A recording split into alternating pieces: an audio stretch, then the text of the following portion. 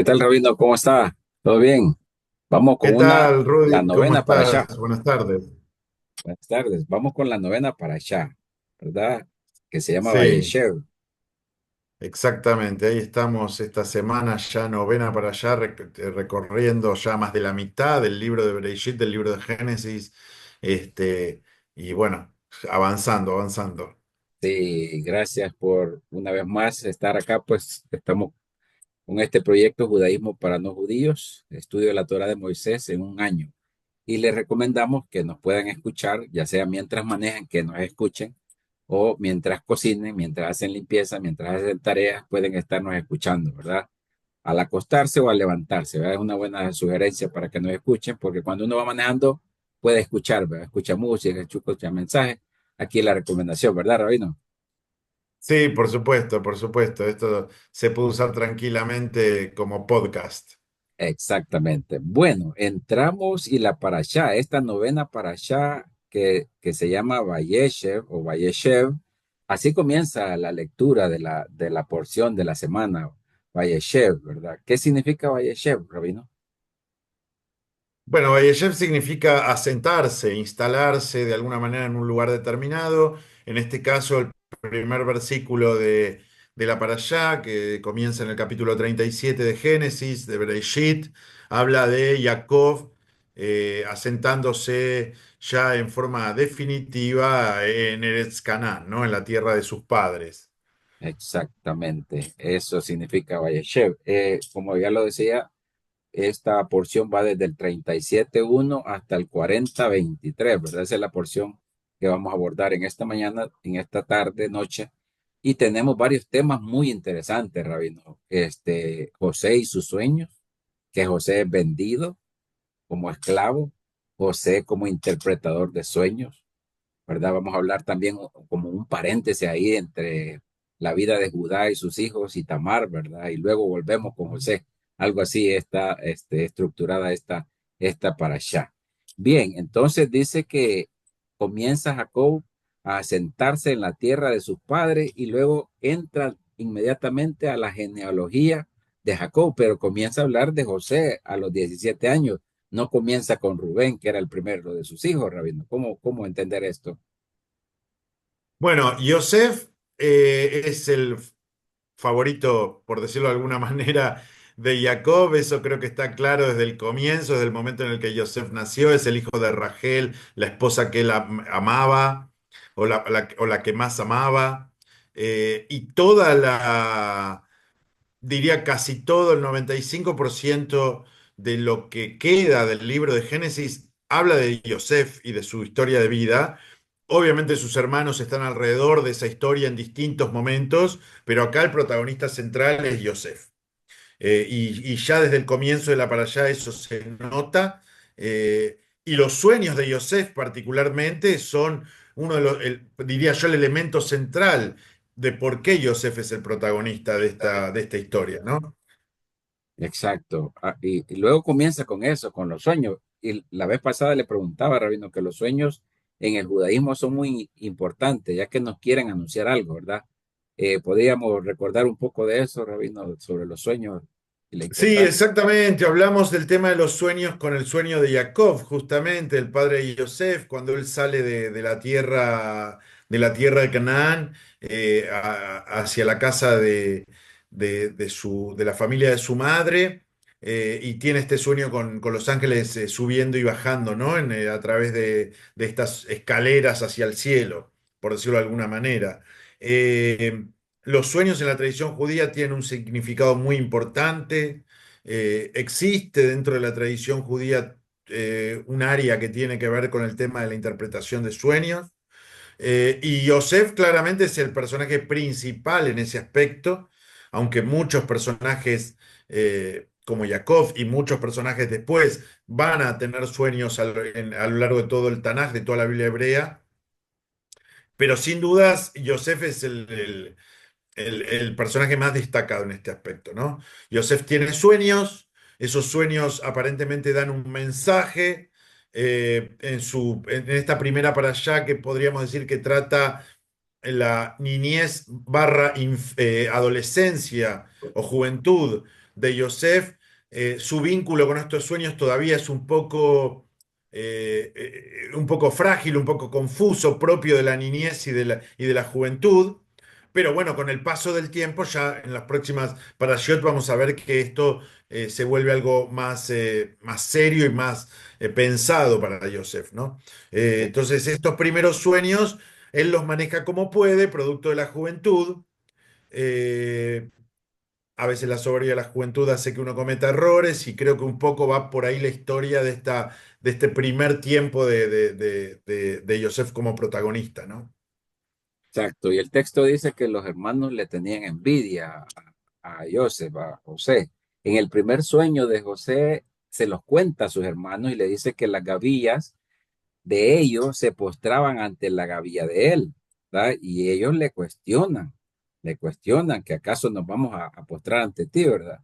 Y en el segundo sueño, José les cuenta y le dice que el sol y la luna y 11 estrellas también se postran hacia mí. Y ahí aparece Jacob reclamándole también, Rabino, que acaso tu madre y tu padre también se van a postrar ante ti. Bueno, Raquel ya no estaba, pero Jacob Simbólicamente, por decirlo interviene. de alguna manera. Sí, Sí. Mira, hay algo que es muy importante, creo yo, para destacar, porque a veces se genera la confusión de que algunas personas entienden que los hermanos le tenían envidia por el tema de los sueños. Pero cuando uno lee el texto, se encuentra con que la envidia que tenían sus hermanos es anterior a que él les cuente estos exacto, sueños. La exacto, envidia que los hermanos le tenían estaba vinculada a que Jacob hacía diferencia entre sus hijos.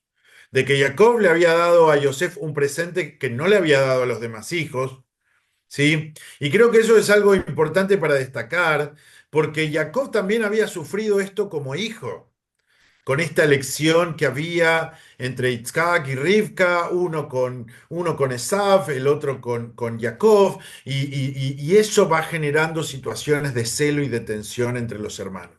Y acá se vuelve a repetir la misma historia. Yosef vuelve a cometer de alguna manera el error de sus padres, ¿no? De elegir un hijo, de marcar diferencias, y eso, bueno, genera divisiones, ¿no? Y un poco por ahí surge. Y claro, obviamente, una vez que está instalado el germen negativo de la envidia, cualquier situación que se dé, esto sale a la luz, ¿no? Entonces, los sueños en realidad son una excusa, podríamos decir, de los hermanos de Yosef para mostrar una carga negativa que ya existía, ¿no?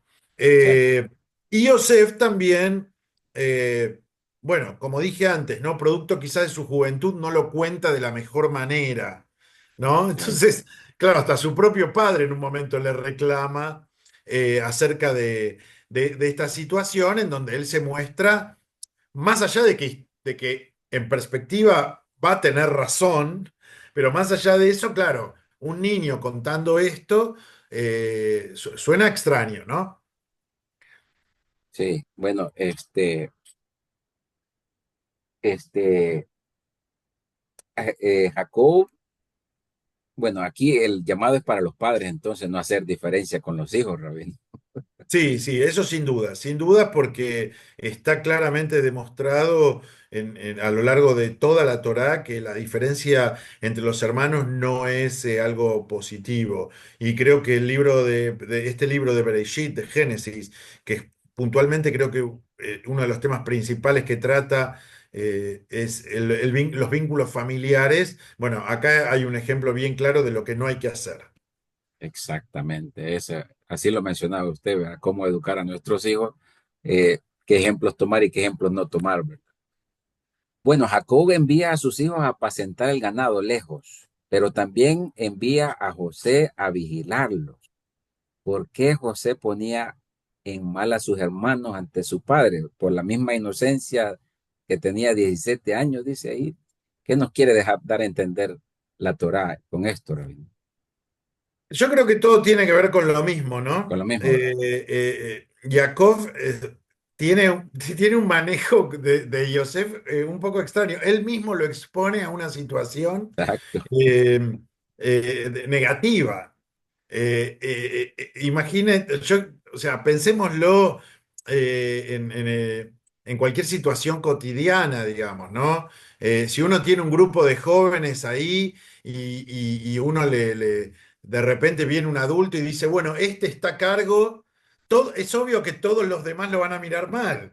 Eso pasa desde que la adolescencia es adolescencia, digamos, ¿no? Desde Sí, que la juventud es juventud. Entonces, creo que Jacob ahí se equivoca. Nosotros, desde la tradición judía, esto es muy importante, nos permitimos tener una mirada crítica de las actitudes y de las acciones de nuestros patriarcas. Y esa mirada crítica no le quita santidad ni les quita relevancia histórica o espiritual. Creemos que justamente la Torá lo que nos enseña es que cualquier persona puede tener un profundísimo vínculo con Dios.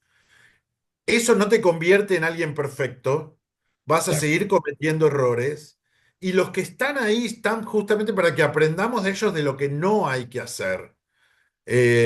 Si la Torá nos contara solamente los éxitos de los patriarcas o de cualquier tipo de personaje bíblico, sería muy difícil para nosotros cargar con esa piedra, digamos, porque siempre estaríamos mirando a un objetivo inalcanzable. Y acá lo que la Torá nos muestra es, este es un señor que tiene un profundísimo vínculo con Dios, que Dios lo ha beneficiado en un montón de cosas, y que los vínculos familiares, que son difíciles desde que la vida existe o desde que la familia existe, también cometen errores. Y la Torá nos enseña algunas cosas de qué es lo que no deberíamos hacer, como también nos enseña cosas de qué es lo que deberíamos hacer. Eso es un poco la enseñanza general de esto en cuanto al rol de padre de Jacob, ¿no? Perfecto, me gusta eso, Rabino, me gusta cómo lo interpretó. Hay algo ahí que me llama la atención también, Rabino. Cuando José va a buscar a sus hermanos, José anda perdido. De repente aparece una persona de la nada, ¿verdad? Según sus registros o los documentos que el judaísmo usa, Rabino, ¿quién era esa persona que se le apareció a José dando la información de sus hermanos? Bueno, acá volvemos otra vez al tema de Los Ángeles, que hace bastante, o sea, ya creo Sí, que es como la cuarta semana que venimos hablando del tema de Los Ángeles, porque están muy presentes en esta sección particularmente. Y acá hablamos de un ángel muy especial, que es el Satán. Eso es lo que comentan algunos comentarios, no todos, algunos comentarios rabínicos. Lo ok, traigo a colación porque ya hemos hablado de varios ángeles distintos, sí, seguramente más adelante seguiremos hablando, pero el Satán en el judaísmo tiene una característica absolutamente diferente de cómo se lo conoce en otras tradiciones religiosas monoteístas, especialmente en el mundo católico y cristiano. El sí, Satán no es el diablo, ni el demonio, ni Lucifer, ni nada que se le parezca. No, para nosotros no existe el concepto de ángel caído, ni ningún tipo de categoría de ese estilo. Yo ya he explicado en alguna otra oportunidad que los ángeles cumplen una función determinada, que no exacto, tienen voluntad propia, no pueden cumplir otra función más que la que Dios les ha encomendado. Por lo sí, tanto, desde la tradición judía, un ángel no se puede revelar. Por lo tanto, el concepto de ángel caído no tiene entidad dentro de nuestra tradición. Y el Satán tiene una función un poco especial, hablando en salvadoreño llano, es un ponededo. Eh, es eso, ¿no? Digamos, no encuentro una sí, mejor forma de explicarlo. Es el que va a Dios y le dice, hey, mira lo que está haciendo tal, mira lo que está haciendo tal. Eh, Creo que la mejor referencia y donde más claro aparece esto es en el libro de Job. Cualquiera que quiera consultar la fuente ahí lo va a encontrar explícito al 100%. sí, Y bueno, y eso es lo que pasa y de alguna manera él lo guía, en este caso a Yosef, para, bueno, generar esta situación que se va a terminar dando. Eh, que en definitiva después desembarca en un buen lugar toda la situación. O sea, el Satán no exacto, lo hace como algo malo, simplemente lo hace porque su función es conducir este tipo de cosas. ok, Lo cual no quiere decir que sea ni bueno ni malo. Son cosas que ocurren. ok, perfecto. Bueno, Cuando los encuentra, se da otro altercado con los hermanos que quieren matarlo. Sin embargo, Rubén interviene porque, bueno, es el mayor, ¿verdad? ¿Cómo le va a contar a su padre lo que pasó con sus hermanos, ¿verdad? Interviene y dice que no, que lo metan al pozo, ¿verdad? Lo meten a un pozo seco, que probablemente hayan serpientes, le quitan la túnica que le había dado su padre Jacob, para diferenciarlo, es como que era el preferido. Judá decide que lo vendan después, ¿verdad? Decida que lo vendan a los ismaelitas y lo venden por 20 ciclos de plata. Eh, ¿Hay algo que nos quiera decir ese 20 ciclos de plata, Rabino? ¿Qué representa ese número o es Bueno, normal? siempre hay algún comentario respecto al tema puntual de los números, ¿no? En la tradición judía. Pero yo me quedaría más con el tema de la intención de los hermanos. Los 20 ciclos era un- digamos, una cantidad que aparecía a veces con cierta carga negativa, pero en este caso puntual tiene que ver con la intención de los hermanos, el texto, ¿no? Creo que ahí es donde se hace el mayor hincapié, porque claramente creo que lo principal de esta historia es que todos los personajes necesitan un crecimiento espiritual. Sí, Y lo que ocurre entre Yosef y sus hermanos va en ese sentido. A Yosef le va a servir para su crecimiento personal con sus características y a sus hermanos le va a servir para su crecimiento personal con las características de cada uno de esos jóvenes, ¿no? Y creo que eso es como el puntapié inicial de esta historia. Creo ok, que la historia empieza acá, ¿no? Todo exacto. lo demás fue introducción. Sí, para lo que viene después, este es el comienzo. Bueno, Rubén se enoja, ¿verdad? Con ellos por lo que hicieron, por haberlo vendido.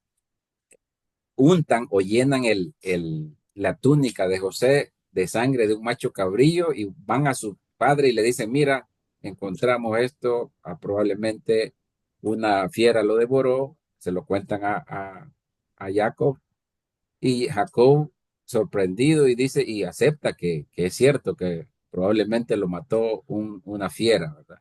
¿Cómo es posible que Jacob haya aceptado esa historia, Rabino? Si Jacob era profeta, si Jacob prácticamente entendía todo, ¿cómo entender esa parte de Jacob que Es acepta una la muy, muerte? es una muy buena pregunta. Eh, el ser humano tiene una tendencia a creerle a quien quiere, Sí, ¿no? Y no poner mucho en duda, lo cual está bien, porque si no seríamos una humanidad absolutamente desgraciada y de gente completamente desconfiada todo el tiempo uno de otro, ¿no? El creer implica que alguien alguna vez te mienta, pero de alguna manera te permite tener los rasgos de humanidad y confianza que nos permiten generar vínculos entre todos, ¿no? Entonces, bueno, él le cree a sus hijos. La profecía no es por lo menos en la tradición judía, no es algo que se sostenga el 100% del tiempo. Que una persona sea profeta no quiere decir digamos que todo el tiempo esté recibiendo mensajes divinos. De hecho, los profetas se equivocan y si tuvieran un contacto permanente con Dios, ni siquiera llegarían a equivocarse, ¿no? Los profetas son personas comunes y corrientes y que tienen los mismos aciertos y virtudes que cualquiera. Bueno, en este caso, Jacob confió en sus hijos. eh, Creo que en cierto punto, porque es muy difícil desconfiar de los hijos, digamos, ¿no? sí, Tienen que pasar demasiadas es cosas para que uno verdad. desconfíe de los hijos. Entonces, bueno, Sí, acá se muestra un poco ese vínculo de padre y bueno, es lo que es, ¿no? exacto. Bueno, luego parece que Jacob estuvo de luto muchos días, o más bien años, ¿verdad? No aceptaba el consuelo de nadie.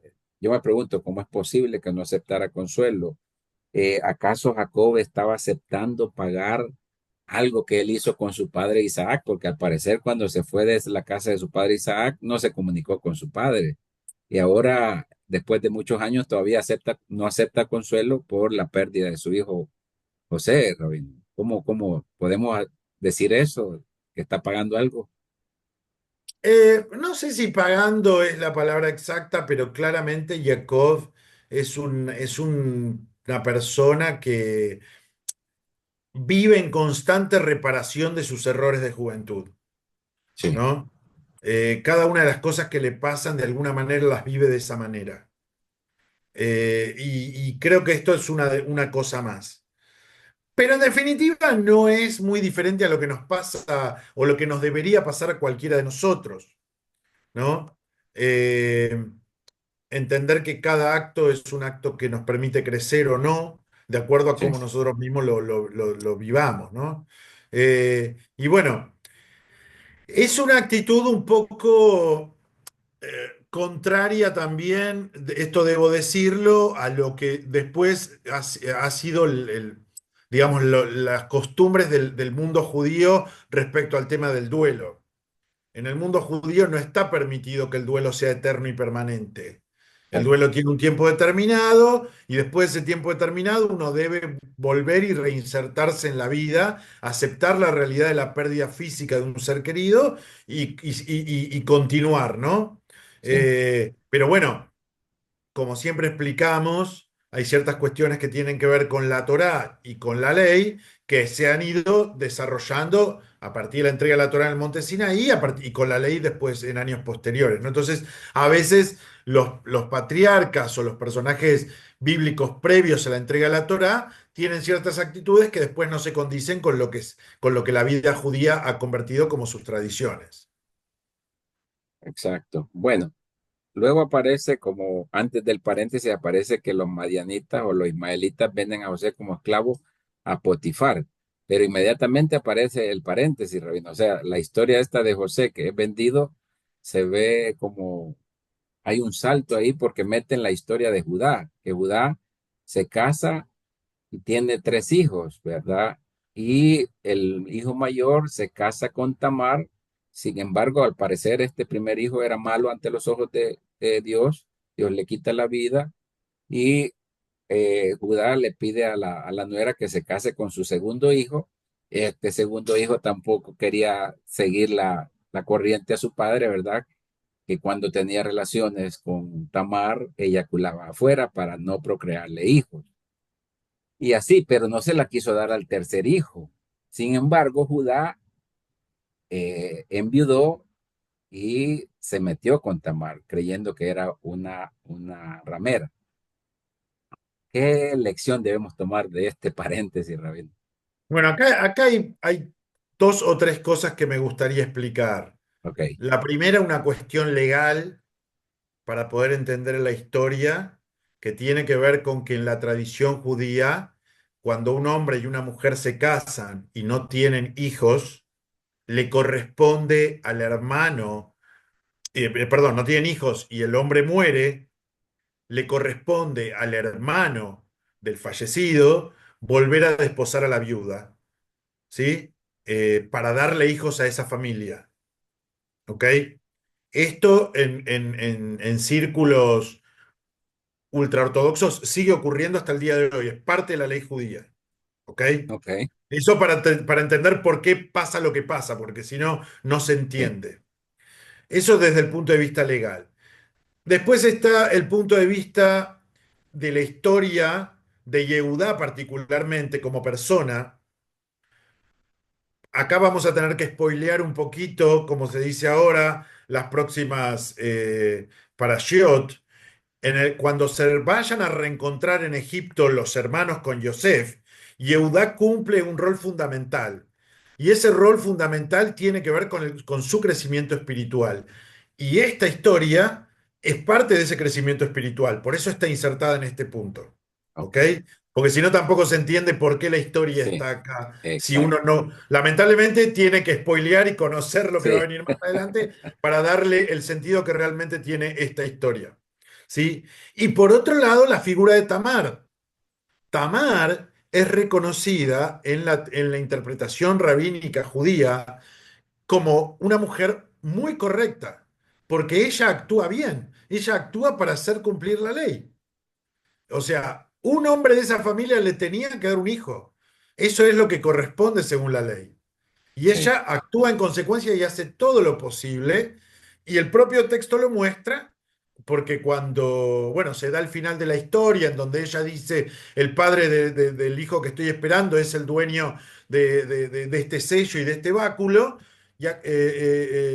a Jacob no le queda más que, perdón, a Yehudá no le queda más que decir, ella tiene razón, yo actué mal, ella es mejor que yo, y acepta el error.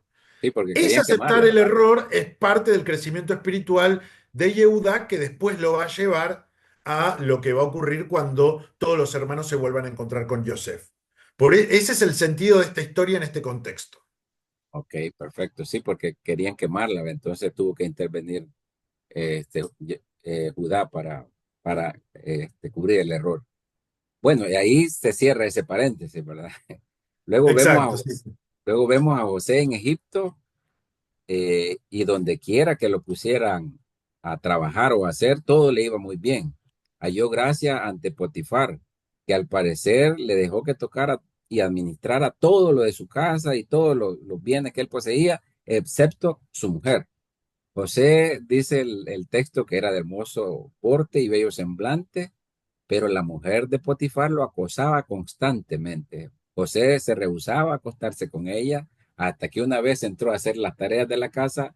Al parecer la mujer le quitó la ropa y él sale huyendo.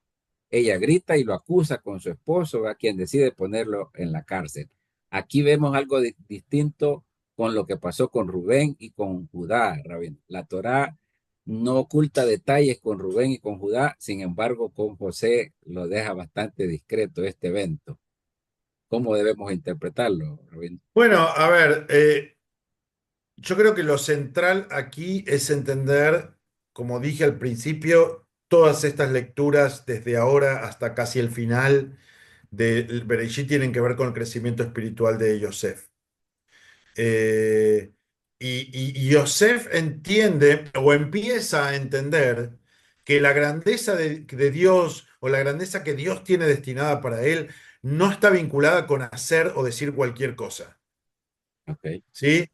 Y esto es un caso emblemático porque su dignidad y su integridad están puestas a prueba, ¿no? sí, Eh, yo creo, lamentablemente, que la mayoría de los hombres hubiéramos caído en la tentación. exacto, Yosef no. Entonces, él ahí empieza a entender esta situación. Eh, Entender que cuando uno está destinado a cosas importantes, no quiere decir que siempre te va a ir bien. Las cosas cuestan, la vida tiene altos y bajos. Él venía de un pozo y ser vendido como esclavo, terminó como capataz de la casa de un hombre rico. Bueno, vuelve otra vez de alguna manera a un pozo, ¿no? Porque una prisión en Egipto hace 4000 años no me quiero imaginar lo que era, ¿no? Entonces, bueno, pero siempre confiando en Dios, ¿no? Yosef siempre sí. confiando en Dios. Claramente acá se ve un crecimiento en su espiritualidad. Bueno, acepta las consecuencias, Me pero se imagino que mantiene digno, sí, sí, sí. se mantiene digno. Sí, exacto. Así lo deja ver la Torá, ¿verdad? Y en la cárcel, me imagino yo que era oscura, era una cárcel para la eternidad. De ahí no salía nadie a menos que el faraón lo dijera.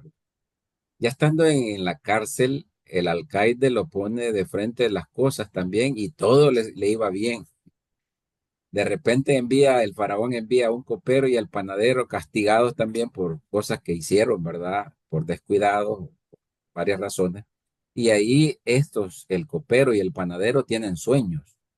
Y José les interpreta los sueños. O sea, probablemente ya había identificado también los propios sueños que él tenía, probablemente, pero aquí los sueños de estos dos personajes, del copero y el panadero, les dice exactamente lo que va a pasar en 3 días. Y sucede cuando cumple años el faraón. ¿Qué tiene que ver esto con la interpretación y estos 3 días, Rabino? O sea, ya José ya comienza a entender su rol o el llamado que él tiene. ¿Cómo Y yo interpretarlo? creo que Yosef, bueno, va camino a eso, o está en el camino. La Torá no lo relata, pero puede ser que él y como vos mencionaste, interprete sus propios sueños, lo que lo convierte en una persona aparentemente muy práctica y muy eficiente, por eso en cada lugar que está le va bien, ¿sí? Pero también hay algo que me parece importante destacar aquí respecto a Yosef y su paciencia, ¿sí? Eh, Yosef entiende que los buenos resultados no vienen de un día para el otro. Y Yosef entiende que uno tiene que ser una buena persona aunque la gratificación no sea inmediata, ¿no? Y creo que ese es un aspecto fundamental para el crecimiento espiritual de cualquier persona. Uno tiene que hacer lo que es correcto, independientemente de que haya una gratificación o no, o independientemente de que haya una retribución o no. Esas cosas vienen con el tiempo, digamos. Si uno hace las cosas bien, con el tiempo van a venir. Y Yosef empieza a entender eso, ¿no? Ese primer jovencito que aparecía contándole un sueño a sus hermanos, pretendiendo que de repente de la nada sus hermanos lo idolatren simplemente porque él había tenido un sueño, empieza a convertirse en un adulto que entiende que las cosas llevan tiempo, llevan un proceso, ¿no? Y creo que en ese sentido es que, bueno, él entiende que hay 3 días, él entiende que alguno de estos dos personajes tiene que salir de la cárcel para ayudarlo, porque si no, desde ahí adentro no iba a poder hacer nada, digamos, y todo eso es tiempo y paciencia, ¿no? Y creo que por ahí va un poco el crecimiento espiritual de Joseph en esta escena particularmente. Sí, sí, muy interesante, pero al parecer también como que comienza a desesperarse, ¿verdad? Porque, bueno, naturalmente cualquiera, ¿verdad? En esa situación, pero le dice al copero que se acuerde de él cuando esté con el faraón y el copero pasaron sus 2 años y no se acordó de él, o sea, fue mal agradecido. Y eso muchos critican a José que pudo haberlo hecho que pasara más tiempo en la cárcel hasta que madurara del todo, Rabino, más o menos así. ¿De Está qué? ese, mira, está esa interpretación, como ya creo que todo el mundo ha entendido a lo largo de todos estos encuentros online que estamos teniendo, en la tradición judía siempre hay dos opiniones para lo mismo, ¿no? Sí, Eh, Está esta idea de que Yosef tuvo que estar un poquito más en la cárcel por no confiar en Dios. Um, yo tengo una visión teológica un poco diferente que obviamente está apoyada también en otros maestros, no es que me la invento yo, que tiene que ver con el hecho de que uno tiene que tomar acciones concretas para que las cosas pasen, más allá de que uno confíe en Dios. Creo que alguna vez ya mencioné en este espacio sí, la frase talmúdica de los milagros existen, pero uno tiene que actuar como si no existieran, ¿no? exacto, Quedarse cruzados de brazos esperando que Dios te mande un milagro no es algo recomendable, ¿no? exacto, Ahora, eso no quiere decir que la respuesta va a ser inmediata. ¿Sí? A veces uno toma acciones en un sentido para que en un futuro, a saber, las cosas ocurran en ese buen sentido que uno esperaba. Esperar la gratificación inmediata habla de nuestras limitaciones y de nuestra finitud como seres humanos. Por eso nosotros no terminamos de entender eh, la visión de justicia de Dios tanto para el bien como para el mal. Pretendemos que cuando una persona hace el bien, inmediatamente recibe una retribución y que cuando una persona hace el mal, inmediatamente recibe un castigo. Y así no funciona el mundo, exacto. ¿no? Pero bueno, es parte de lo que nosotros debemos aprender como seres limitados y finitos que somos los seres humanos. Exacto, exacto. Muy, muy interesante este conversatorio, Rabino.